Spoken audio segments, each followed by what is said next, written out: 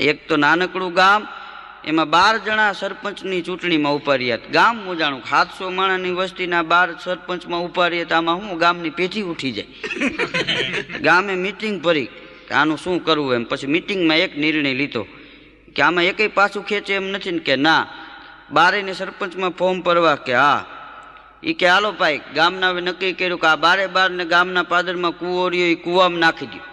વગર દોયડે ઉપર વયો આવે એને સરપંચ બનાવવો છે. એ 12 ને કૂવામાં નાખ્યા. બોયલે વ્યવહાર નહોતો. એ કૂવામાં પડ્યા પછી તળીએ 12 મિટિંગ કરી. હવે આનું શું કરવું હોય.